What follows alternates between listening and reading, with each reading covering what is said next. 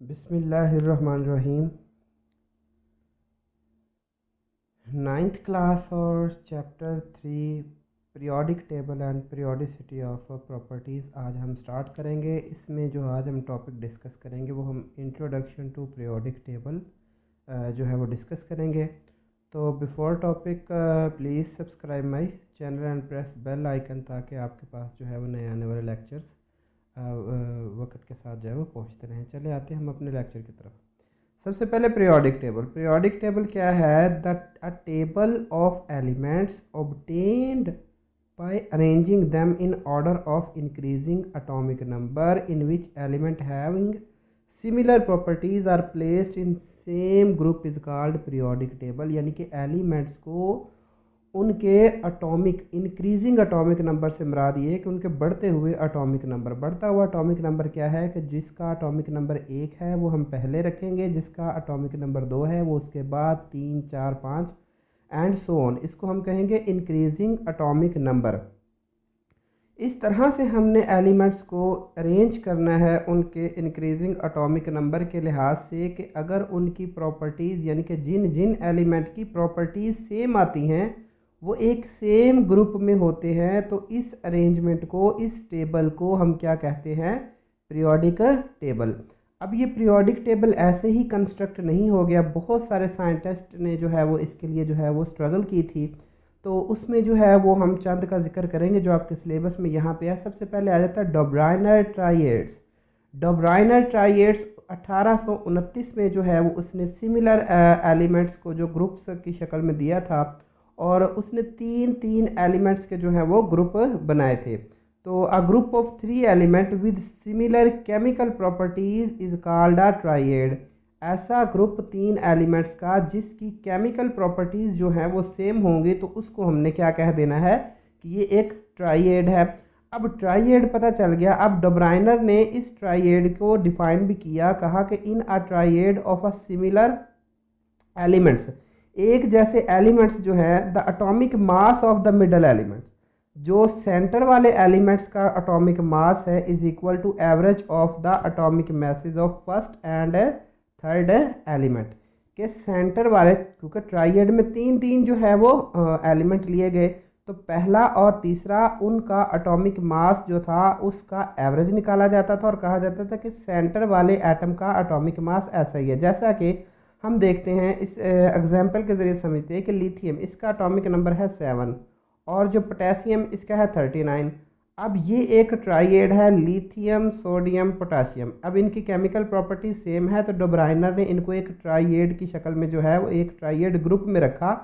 और atomic number जो है वो सोडियम का हम कैसे निकाल सकते हैं? 7 + 39, इन दोनों को हमने प्लस करना और 2 पे डिवाइड करना है, वो आ जाएगा हमारे पास 23।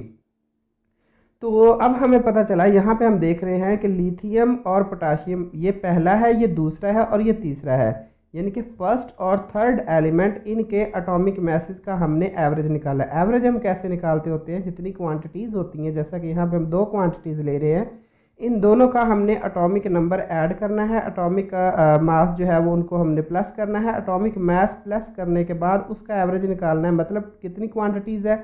1 और 2 है, तो 2 पे हमने डिवाइड कर दिया और यूँ हमने इसका एवरेज निकाल लिया। और जो एवरेज एटॉमिक मास निकला था वो हम उसने कह दिया कि ये जो है ये सोडियम का एटॉमिक मास है। इसी तरह एक और ट्राइएड ले लेते हैं, जैसा कि ये कैल्शियम, स्ट्रोंशियम एंड बेरियम है।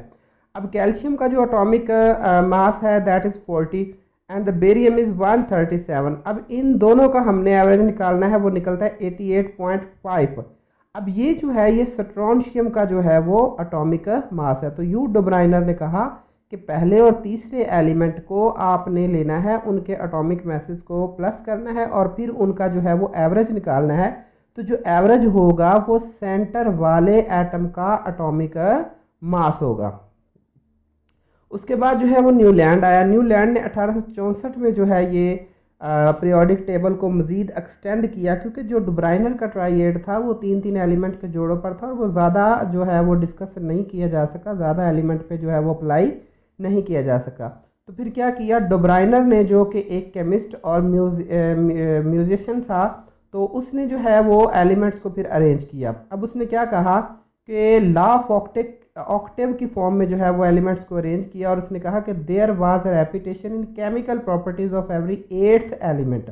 हर आठवें एलिमेंट की जो प्रॉपर्टी है वो रिपीट होती है if they were arranged by increasing atomic masses, अगर हम उनको उनके बढ़ते हुए एटॉमिक मासेस के लिहाज से एलिमेंट को तरतीब देते हैं तो हर आठवें एलिमेंट के जो पहले एलिमेंट के साथ खसूसियात मिलती जुलती हैं। एग्जाम्पल के तौर पर ये जो है जो न्यूलैंड का जो है वो ऑक्टिव है, उसके मुताबिक ये एक पीरियोडिक टेबल कंस्ट्रक्ट किया गया छोटा। तो ये एलिमेंट जैसे कि lithium, beryllium, boron, carbon, nitrogen, oxygen, fluorine and sodium. अब यहाँ पे हम काउंट करते हैं 1 2 3 4 5 6 7 एंड 8th, ये वाला 8th एलिमेंट है। अब न्यूलैंड ने कहा जो 8th एलिमेंट है इसकी खसूसियात पहले एलिमेंट के साथ मिलती हैं, तो इस चीज़ को कहा repetition in chemical properties of every 8th element, के हर आठवें एलिमेंट की खसूसियात जो है वो मिलती जुलती। अगर हम नंबरिंग यहाँ से चले स्टार्ट करते हैं, बेरिलियम से काउंट करें 1 2 3 4 5 6 7 एंड 8, इसका मतलब बेरिलियम की प्रॉपर्टीज मैग्नीशियम के साथ जो है वो मैच करती हैं। इसी तरह ब्रॉन की एल्यूमिनियम के साथ, कार्बन की सिलिकॉन के साथ, नाइट्रोजन की फॉस्फोरस के साथ।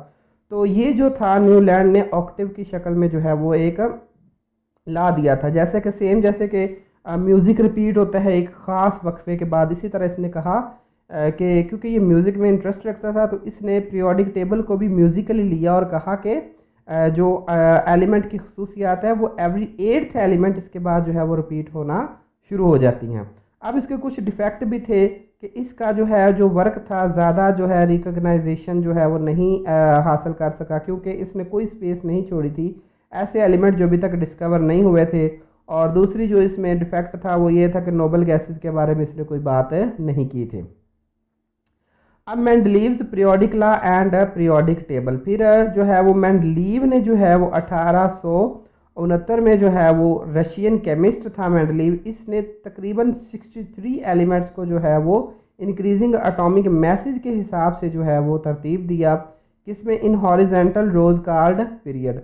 अब एलिमेंट जिनकी प्रॉपर्टीज एक जैसी थी वो एक वर्टिकल कॉलम में है, जिसको इसने क्या कहा ग्रुप। मतलब ये कि इसने पीरियोडिक टेबल एक बनाया कि जिसमें इसने हॉरिजेंटल रोज और वर्टिकल कॉलम यानी कि पीरियड और ग्रुप्स, याद रहे हॉरिजेंटल रोज इस तरह को जो हो बिल्कुल स्ट्रेट उसको हमने कहना हॉरिजेंटल रो, और अगर इस तरह हो तो उसको हमने कहना वर्टिकल कॉलम। तो इसने एलिमेंट्स को हॉरिजेंटल रोज जिसको हम पीरियड कहेंगे और वर्टिकल कॉलम में जो है वो डिस्ट्रीब्यूट किया। अब इसने क्या कहा, फिर इसने एक कानून बनाया कि जब properties of the element are periodic function of their atomic masses, कि एलिमेंट की जो खसूसियात हैं वो पीरियोडिक फंक्शन है। पीरियोडिक फंक्शन एक ऐसा फंक्शन होता है कि ख़ास वक्फे के बाद खसूसियात का दोहराया जाना, ख़ास वक्फे के बाद खसूसियात का दोहराया जाना, इस चीज़ को हम क्या कहते होते हैं, ये होता है पीरियोडिक फंक्शन। और इसने भी क्या कहा कि एटॉमिक मैसेज के लिहाज से अगर हम एलिमेंट को तरतीब देते हैं तो पीरियोडिक फंक्शंस के लिहाज से, मतलब एक ख़ास तरतीब से एलिमेंट की जो प्रॉपर्टीज़ हैं वो रिपीट होंगी, उनमें एक पीरियोडिक फंक्शन पाया जाएगा। पीरियोडिक फंक्शन क्या है, ख़ास वक्फों के बाद खसूसियात का दोहराया जाना। अब मेंडलीव का जो पीरियोडिक टेबल था इसके कुछ डीमेरिट्स थे, नकायस थे। इसने क्या किया कि ये फेल्ड हो गया आइसोटॉप्स की पोजीशन के बारे में, और कुछ एलिमेंट के जो एटॉमिक मासेस जो थे इसने रॉन्ग जो है वो डिटरमन किए। और it was suggested that atomic mass of an element can not serve as the basis for the arrangement of the element. और फिर बाद में जल्दी पता चल गया कि अगर हम एलिमेंट को उनके मैसेज के हिसाब से तरतीब देते हैं तो ये तरीका जो है ये ज़्यादा बेनिफिशियल नहीं है। फिर मॉडर्न पीरियोडिक लॉ 1913 में हेनरी मूजले ने जो है वो एक एलिमेंट की नई प्रॉपर्टी डिस्कवर की, जिसको उसने कहा कि ये है एटॉमिक नंबर। याद रहे कि पहले तीनों जो डोब्राइनर, न्यूलैंड और मेंडलीव, इन तीनों ने जो है वो पीरियोडिक टेबल को एटॉमिक मैसेज के लिहाज से तरतीब देने की कोशिश की थी, लेकिन ये पहला बंदा था जिसने एक नई प्रॉपर्टी इंट्रोड्यूस करवाई। वो क्या थी, वो ये थी कि एटॉमिक नंबर। अब एटॉमिक नंबर जो था ये ज़्यादा फंडामेंटल प्रॉपर्टी था एक एलिमेंट की, क्योंकि एटॉमिक नंबर जो है वो एलिमेंट के लिए फिक्स है, जबकि मास नंबर फिक्स नहीं है। देखें ना कुछ जैसा कि अगर हम कोई भी एक तरतीब लगा लेते हैं, जैसे एग्ज़ाम में स्टूडेंट्स रोल नंबर के हिसाब से बैठते हैं। अगर हम उनको उनके मैसेज के हिसाब से बिठाते हैं तो क्या होगा कि उनके मैसेज के हिसाब से हमें बड़ी बड़ी डिस्टर्बेंस होगी। हो सकता है कुछ 2 या 3 स्टूडेंट ऐसे हो जिनके मैसेज बिल्कुल एग्जैक्ट हो, तो अब ये तो पॉसिबल नहीं कि उनको एक ही जगह पे बिठा दिया जाए। तो अगर हम उनको रोल नंबर के हिसाब से बिठाते तो फिर कन्फ्यूजन है नहीं होती। इसी तरह इसने ये कहा कि हेनरी मोज़ले ने कि नहीं भी, अगर हम एटॉमिक मैसेज के लिहाज से एलिमेंट को तरतीब देते हैं तो ये हमारे लिए थोड़ी मुश्किल होगी कि उन सबको एक अरेंज कर पाना, क्योंकि कुछ एलिमेंट जिनके एटॉमिक मैसेज सेम थे उनको फिर एक जगह रखना पड़ता, बेशक उनकी प्रॉपर्टीज जो थी वो डिफरेंट होती थी। तो इसलिए इसने कहा कि नहीं, कि हम एटॉमिक मैस नहीं बल्कि एटॉमिक नंबर के हिसाब से एलिमेंट्स को तरतीब देते हैं, क्योंकि एटॉमिक नंबर हर एलिमेंट के लिए जो है वो फिक्स होता है। तो जितने भी आइसोटॉप्स होते थे उनका एटॉमिक नंबर सेम होता था, तो ये कन्फ्यूजन भी दूर होगी कि आइसोटॉप को कहाँ रखा जाए। और कोई भी दो एलिमेंट्स जो हैं उनका कभी भी एटॉमिक नंबर सेम नहीं हो सकता था। तो अब मॉडर्न पीरियोडिक लॉ जो है वो इस तरह बयान किया गया कि the properties of the element are periodic function of their atomic number, के एलिमेंट की जो खसूसियात हैं वो पीरियोडिक फंक्शन है, वो ख़ास वक्फे के बाद दोहराई जाती किस हिसाब से, उनके एटॉमिक नंबर्स के हिसाब से। Properties of element are periodic function of their atomic number. तो अब जो मॉडर्न पीरियोडिक टेबल है इसकी जो कुछ क्लासिफिकेशन थी उसको मजीद हम एक्सप्लेन करते हैं। कहते हैं कि the basis of the classification of the element in the modern periodic table is atomic number and modern periodic law, जो पीछे अभी हमने पढ़ा है, properties of the element are periodic function of their atomic masses. इन दोनों को मद्देनजर रख के फिर जो है वो मॉडर्न पीरियोडिक टेबल कंस्ट्रक्ट किया गया। अब जो एटॉमिक नंबर है किसी एलिमेंट का, ये मोर फंडामेंटल प्रॉपर्टी है देन एटॉमिक मास की। वजह क्या है? दो वजह। एक तो यह है कि it increases regularly from element to element, के ये एलिमेंट के हिसाब से एक मुसलसल तरतीब के साथ, रेगुलरली तरतीब के साथ इंक्रीज करता है। दूसरा ये कि it is fixed for every element, her element का अपना ही एक एटॉमिक नंबर होता है। एंड इट्स आइसोटॉप, और उसके आइसोटॉप्स का, यानी कि एलिमेंट और उसके आइसोटॉप का एक खास एटॉमिक नंबर होता है। किसी भी दो एलिमेंट का कभी भी एटॉमिक नंबर सेम नहीं हो सकता। Different atoms of the same element have same atomic number. अगर एक एलिमेंट है लेकिन उसके एटम डिफरेंट हैं, एलिमेंट सेम ही हो लेकिन उसके एटम डिफरेंट हो, तो तब भी उनका जो एटॉमिक नंबर है वो हमेशा सेम रहता है। अब electronic configuration and long form of periodic table. Electronic configuration हम पिछले चैप्टर नंबर 2 में पढ़ चुके हैं कि इलेक्ट्रॉन्स को उनकी बढ़ती हुई एनर्जी के मुताबिक जो है वो डिस्ट्रीब्यूट करना सब शेल में इलेक्ट्रॉनिक कॉन्फ़िगरेशन कहलाता है। तो अब हमने मॉडर्न पीरियोडिक टेबल में लॉन्ग फॉर्म पीरियोडिक टेबल भी इसको कहते हैं, तो देखना है कि कैसे इलेक्ट्रॉनिक कॉन्फ़िगरेशन इसको जो है वो इफेक्ट करती है। तो there is a close relation between the electronic configuration and long form of periodic table, as electronic configuration is based upon atomic number. So the arrangement of the element in order of increasing atomic number shows the periodicity in the electronic configuration of element that leads to the periodicity in their properties। यानी कि जो हम किसी भी atom को लेते हैं उसकी इलेक्ट्रॉनिक कॉन्फ़िगरेशन करते हैं वो एटॉमिक नंबर के हिसाब से करते हैं, और एटॉमिक नंबर हर एलिमेंट के लिए क्या है? फिक्स है। एटॉमिक नंबर हर एलिमेंट के लिए क्या है? फिक्स है। तो इसका मतलब है कि हर एलिमेंट की फिक्स्ड इलेक्ट्रॉनिक कॉन्फ़िगरेशन है। अगर हर एलिमेंट की फिक्स्ड इलेक्ट्रॉनिक कॉन्फ़िगरेशन है तो इसका मतलब उसकी जो प्रॉपर्टीज है इलेक्ट्रॉनिक कॉन्फ़िगरेशन के लिहाज से भी उनमें पीरियोडिसिटी पाई जाएगी। मतलब ये कि हर एलिमेंट की एक खास इलेक्ट्रॉनिक कॉन्फ़िगरेशन होती है जो उसकी बहुत सारी जो है वो केमिकल और फिजिकल प्रॉपर्टीज़ को जो है, बिलखुसूस केमिकल प्रॉपर्टीज़ को जो है वो ज़्यादा एक्सप्लेन करती है। तो यूं जो है, क्योंकि इलेक्ट्रॉनिक कॉन्फ़िगरेशन किस पे डिपेंड करती है? वो भी एटॉमिक नंबर पे डिपेंड करती है, और एटॉमिक नंबर हर एलिमेंट का फिक्स है। तो यूं हमें पता चला कि मॉडर्न पीरियोडिक टेबल में एलिमेंट की इलेक्ट्रॉनिक कॉन्फ़िगरेशन भी फिक्स है। तो hence arrangement of the element based on their electronic configuration created a long form of periodic table। इस तरह हमें जो है long form of periodic table मिला। अब इलेक्ट्रॉनिक कॉन्फ़िगरेशन इन पीरियड्स में इलेक्ट्रॉनिक कॉन्फ़िगरेशन का क्या रुझान है?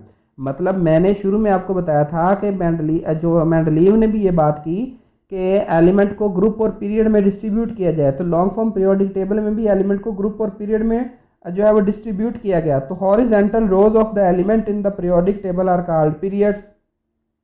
जो हॉरिजेंटल रोज हैं उनको हम क्या कहते हैं, पीरियड्स। अब दो एलिमेंट जो होते हैं उनके एटॉमिक नंबर पीरियड में कॉन्टिन्यूसली इंक्रीज होते हैं। अब दूसरे लफ्जों में हम ये कह सकते हैं कि कॉन्टिन्यूसली जो है वो इलेक्ट्रॉनिक कॉन्फ़िगरेशन भी पीरियड में चेंज होती है, जिसकी वजह से क्या होता है कि एलिमेंट की प्रॉपर्टीज पीरियड में चेंज होती रहती हैं। अब यहाँ पे हमें एक बात सामने आई कि एलिमेंट की जो खसूसियात है अगर हम पीरियड में डिस्कस करते हैं तो हर एलिमेंट जो आगे आने वाले पीरियड में आता है, मतलब पीरियड में हम मूव करते जाते हैं जैसे जैसे, तो एलिमेंट की जो प्रॉपर्टीज हैं वो डिफरेंट होती है, पहले की ओर, दूसरे की ओर, तीसरे की ओर, लेकिन उनमें एक तरतीब जरूर होती है। तो the number of the valence electron decide the position of the element in the period. और कितने वैलेंस इलेक्ट्रॉन कितने हैं, कितने जो है वो किसी एटम के आखिरी शेल में कितने इलेक्ट्रॉन हैं, ये डिसाइड करते होते हैं कि उसकी पोजीशन पीरियोडिक टेबल में हमने कैसे रखनी है। इसी तरह electronic configuration in groups, group में क्या है, the vertical column in the periodic table are called groups. अब टोटल जो है वो इस वक्त हमारे पास 118 एलिमेंट जो है वो डिस्कवर हो चुके हैं। अब जो एलिमेंट होते हैं जब हमने उनको ग्रुप में जो है वो रखना होता है तो उनके जो एटॉमिक नंबर है वो कॉन्टिन्यूसली इंक्रीज नहीं करते। एटॉमिक नंबर कॉन्टिन्यूसली इंक्रीज कहाँ करते हैं, वो करते हैं पीरियड में, जबकि ग्रुप्स में ऐसा नहीं है। लेकिन एक चीज़ जो है वो यहाँ पे दिलचस्प है, वो ये है कि बेशक जो है वो एटॉमिक नंबर रेगुलरली इंक्रीज नहीं करते ग्रुप्स में, लेकिन उनकी इलेक्ट्रॉनिक कॉन्फ़िगरेशन जो है वो सेम होती है, यानी कि उनके आखिरी शेल में सेम इलेक्ट्रॉन्स होते हैं, जिसकी वजह से जो ग्रुप के एलिमेंट है वो सेम केमिकल प्रॉपर्टीज जो है वो शो करते होते हैं। अब कुछ फीचर्स हैं long form of periodic table के, तो जो मैं आपको यहाँ से पीरियोडिक टेबल में बताता हूँ। अब यहाँ पे टोटल जो ये मॉडर्न पीरियोडिक टेबल है, टोटल हमारे पास 7 पीरियड है। अब पहले पीरियड को देखें कि पहले पीरियड में 2 एलिमेंट है, एक है हाइड्रोजन और दूसरा है हीलियम। इस पहले पीरियड को हम क्या कहते हैं, इसको हम कहते हैं शॉर्ट पीरियड। दूसरे और तीसरे को देखें, जैसे कि यहाँ पे lithium, beryllium, boron, carbon, nitrogen, oxygen, fluorine and neon, ये दूसरा पीरियड है। अब दूसरे और तीसरे पीरियड में टोटल जो है वो कितने कितने एलिमेंट हैं, वो है 8 एलिमेंट्स। अब चौथा और पांचवा, अब दूसरे और तीसरे पीरियड को, इसको इन दोनों पीरियड को कहा जाता है कि ये नॉर्मल पीरियड है। अब हम इस पीरियड को लेते हैं चौथा और पांचवा। चौथे में काउंट करें तो ये तकरीबन 18 एलिमेंट गिन लेते हैं चलें, जैसे कि ये के potassium, calcium, scandium, titanium, vanadium, chromium, manganese, iron, cobalt, nickel, copper, zinc, gallium, germanium, arsenic, selenium, bromine और क्रिप्टॉन। यहाँ पे आप ये काउंट करें तो ये टोटल कितने हैं, ये 18 है। तो इसी तरह चौथे और पांचवें पीरियड में एलिमेंट की तादाद कितनी है, 18 है, यानी कि चौथे और पांचवें दोनों में जो है वो पीरियड में एलिमेंट की कितनी तादाद है, 18 है। 18 ही चौथे में है और 18 ही जो है वो पांचवें में। इसी तरह छठे को देखते हैं, तो छठे में जो है वो टोटल तादाद जो है वो 32 है। सातवें में भी जो है वो 32 है। सातवें को कंसीडर किया जाता है कि अभी तक इनकम्प्लीट है। छठे में 32 कैसे है देखें, 1 2 3, इसके बाद 14 एलिमेंट ये हैं जिनको हम कहते हैं लेंथेनाइड। छठे पीरियड में एक ये लेंथेनाइड की सीरीज आ जाती है और बाकी फिर अगेन ये 10 है और आगे फिर ये 6। तो यूं जो है यहाँ पे अगर आप काउंट करेंगे, ये वाले दोबारा देखें, ये दोनों लेंथेनम और उसके बाद ये वाले सारे और ये हफनोनियम से आगे ऑनवर्ड रेडॉन तक, ये टोटल 32 एलिमेंट है और ये लॉन्ग पीरियड कहलाता है। इसी तरह सातवें में भी ये देखें, 2 ये और फिर ये 14 ये काउंट करें और ये, तो ये भी 32 है। तो छठा और सातवां पीरियड जो है ये क्या कहलाता है, लॉन्ग पीरियड। यहाँ पे हमने पीरियड के बारे में पढ़ा। अब हर पीरियड में हम क्या देखेंगे कि प्रॉपर्टी डिफरेंट है। जैसे अब पहले पीरियड को डिस्कस करें, हाइड्रोजन की जो प्रॉपर्टीज हैं वो हीलियम से डिफरेंट है। इसी तरह लिथियम की बेरिलियम से डिफरेंट है, ठीक है, बेरिलियम की ब्रॉन्ज से डिफरेंट है। और ये पीरियड में एलिमेंट की खसूसियात जो है वो चेंज होती रहती हैं, जबकि ग्रुप्स में ऊपर से नीचे, जैसा कि lithium, sodium, potassium, rubidium, caesium और फ्रांसियम, इन सब की प्रॉपर्टी सेम है। इसी तरह beryllium, magnesium, calcium, strontium, barium और रेडॉप्ट, इन सब की जो रेडियम और इन सब की जो है वो प्रॉपर्टीज जो है वो सेम है।